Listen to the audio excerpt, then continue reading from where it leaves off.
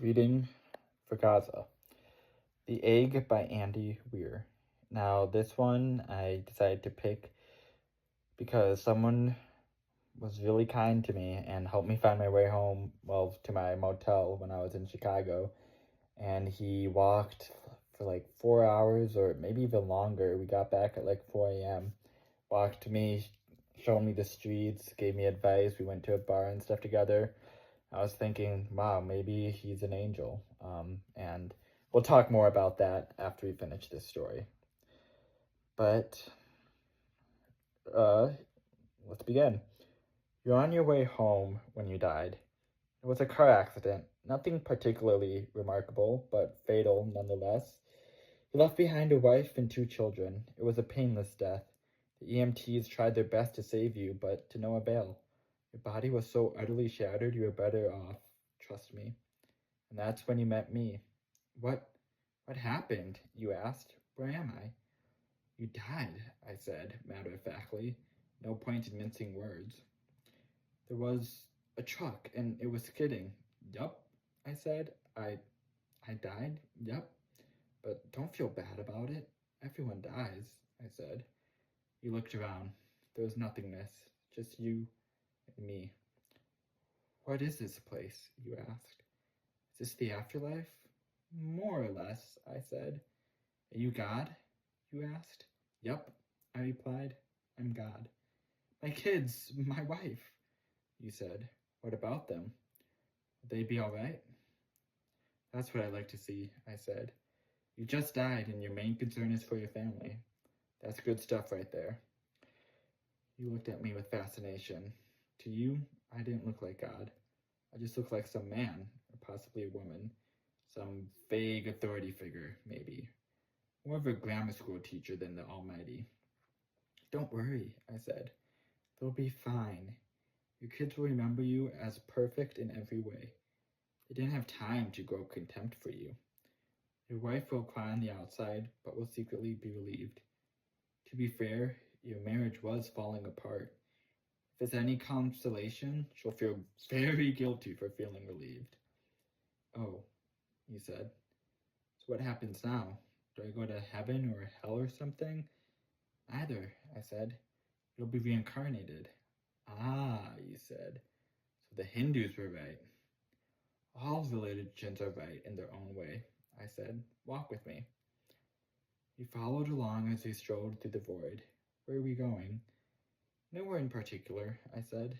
It's just nice to walk while we talk. So what's the point then, you asked?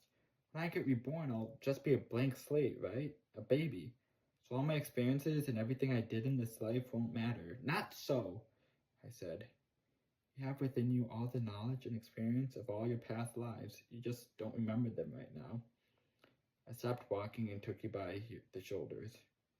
Your soul is more magnificent, beautiful, and gigantic than you could possibly imagine.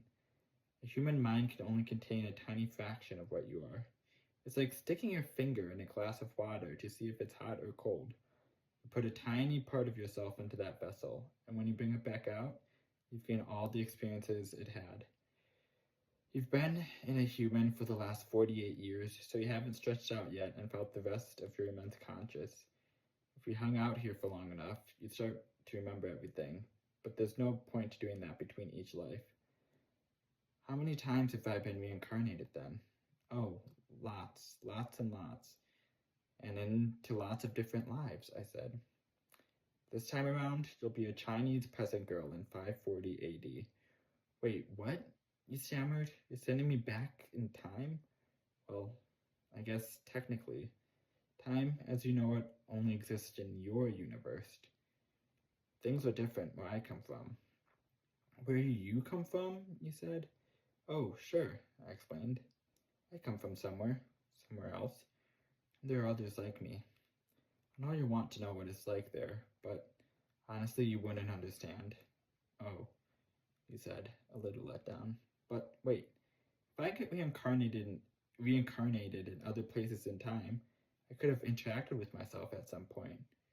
Sure, happens all the time. And with both lives only aware of their own lifespan, you don't even know it's happening. So what's the point of it all? Seriously? I asked.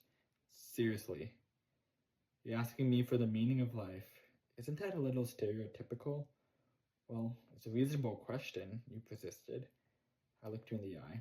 The meaning of life, the reason I made this whole universe, is for you to mature.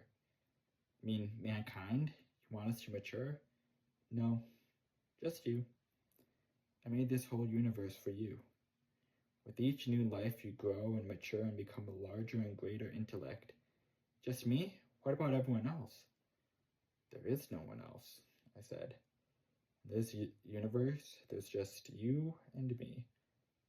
You stared blankly at me. But all the people on Earth, all you, different incarnations of you. Wait, I'm everyone? Now you're getting it, I said, with a congratulatory slap on the back. I'm every human being who ever lived, or who will ever live, yes. I'm Abraham Lincoln. And you're John Wilkes Booth, too, I added. I'm Hitler, you said, appalled. And you're the millions he killed. I'm Jesus, and you're everyone who followed him. You fell silent. Every time you victimize someone, I said, you're victimizing yourself. Every act of kindness you've done to yourself. Every happy and sad moment ever experienced by any human was or will be experienced by you. You thought for a long time. Why? You asked me. Why do all this? Because someday you'll become like me. Because that's what you are. You're one of a kind. You're my child. Whoa, you said, incredulous. You mean I'm a god? No, not yet. You're a fetus. You're still growing. Once you live every human life throughout time, you will have grown enough to be born to the whole universe, he said. It's just an egg, I answered. Now, it's time for you to move on to your next life, and I sent you on your way. Now, when I first read this, I didn't really digest it. I mean, it was, a message that I heard time and time again, like, be kind to others. But looking back on it, I think there's so much truth in here because think about it. If God is all-powerful, omniscient, and all-benevolent, and there's only one, but there's not only one, there's multiples, and it's kind of contradictory. But maybe God was just trying to diversify, so that's why there are so many different religions and so many contradictory things in each religion, because it is up for us to learn and help each other and realize that it doesn't really matter which religion is true, because all religions are true to some extent. And if you saw my last video on the myth of Sisyphus, once you start to accept your pain and learn God's teachings in whatever way it comes to you, either through therapy, philosophy, religion, then that pain kind of hurts different. So that's how we can be all benevolent, but still there can be horrible things going on in this world. I'm not saying like those things are good. We should definitely try to get rid of them and try to improve. But I want you guys to always just remember every single person is a version of you.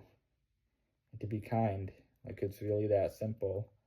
If the world was just kinder, it would save everyone a lot of headache and heartache.